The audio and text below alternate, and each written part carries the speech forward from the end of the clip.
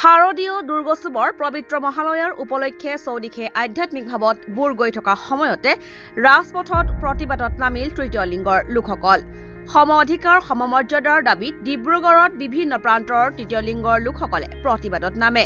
সমাজৰ লগতে চৰকাৰৰ দৃষ্টিতো তৃতীয় লিংগসকল সদায় অৱহেলিত হৈ অহাৰ অভিযোগ কৰি তেওঁলোকে সম অধিকাৰ সমমৰ্যাদা বিচাৰি ডিব্ৰুগড়ৰ চকিডিঙিৰ খেলপথাৰৰ প্ৰাংগণৰ পৰা চহৰখনত সমদল বাহিৰ কৰে। ডিব্ৰুগড়ৰ স্কুল কলেজৰ ছাত্ৰ ছাত্ৰীৰ লগতে ভালে সংখ্যক সচেতন ব্যক্তিয়ে সমদলত সহযোগিতা আগবঢ়ায়।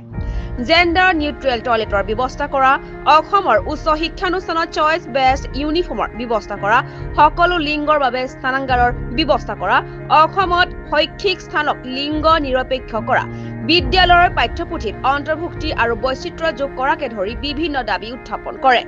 আমি LGBTQ কমিউনিটিৰ কথা কওঁ, ট্ৰান্সজেণ্ডাৰ ৰাইটছৰ কথা কওঁ, LGBTQ কমিউনিটি ৰাইটছৰ কথা কওঁ, সকলো একেলগে ওলাই অহাটো ইম্পৰ্টেণ্ট হয়। আৰু আমাৰ থিম হৈছে ৰাইজ ইন ৰেজিলিয়েঞ্চ। আমাৰ সকলোৰে অধিকাৰৰ কাৰণে আজি আমি গোট খাইছোঁ আৰু সকলোকে দেখিছে যে ষ্টুডেণ্টছ আছে, বেছিকৈ য়াং মানুহ আছে, সিহঁতে চবেই মিলি কৰিছে যে কি আমাক অধিকাৰ লাগে, সম অধিকাৰ লাগে, সমাজত ডিগনিটিৰ সৈতে জীয়াই থাকিবৰ কাৰণে, তাৰ কাৰণে আমি লগ হৈছোঁ আজি।